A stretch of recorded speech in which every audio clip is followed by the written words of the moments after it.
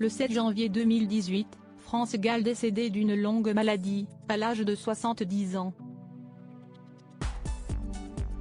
Le Parisien de ce dimanche 8 janvier revient sur sa rencontre avec Michel Berger, qui a bouleversé sa vie intime et professionnelle.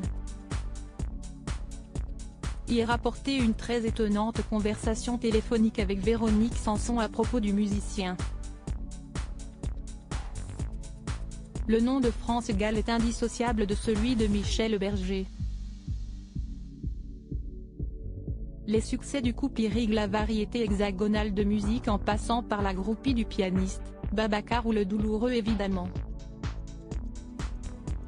Le Parisien de ce 8 janvier revient sur la rencontre des deux artistes et révèle que rien n'était joué d'avance. Michel Berger rentre dans la vie de France Gall alors qu'elle a 25 ans et que sa carrière de chanteuse semble déjà derrière elle.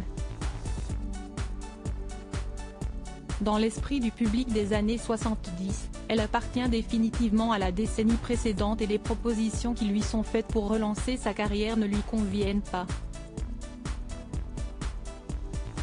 Si est-il elle qui fait le premier pas vers le compositeur afin de lui montrer ce qu'on lui propose de chanter.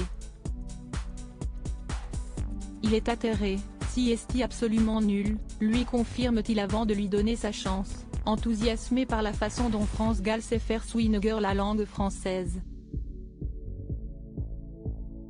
Je crois que je suis en train de tomber amoureuse de Michel à l'époque de leur première collaboration, l'artiste vient tout juste de se séparer de Véronique Sanson dont il était éperdument amoureux.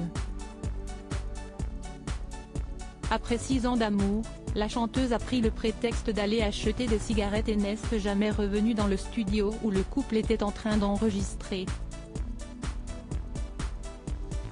En réalité, elle est partie vivre aux États-Unis afin de rejoindre le chanteur Stephen Stills, dont elle est tombée amoureuse. Une rupture brutale dont Michel Berger mettra beaucoup de temps à se remettre comme en témoignait récemment son ami Jean-Marie Perrier. Michel était au fond du trou. Il n'était pas du genre volage, aussi être quitté l'avait anéanti. Mais 2 ans plus tard, en 1974, aux côtés de France Gall il revit et écrit pour elle comme une confession, la déclaration d'amour. Cette même année, une nuit, à 4 h du matin, Véronique Sanson appelle France Gall. À l'époque, les deux femmes s'entendent bien. France Gall lui avoue immédiatement les sentiments qui commencent à naître pour celui qui est en train de bouleverser sa vie. « Je crois que je suis en train de tomber amoureuse de Michel », lui avoue-t-elle. Après un long silence, Véronique Sanson lui répond avant de raccrocher sèchement « Je ne sais pas comment on fait pour ne pas tomber amoureuse de Michel ». La genèse de leur brouille ?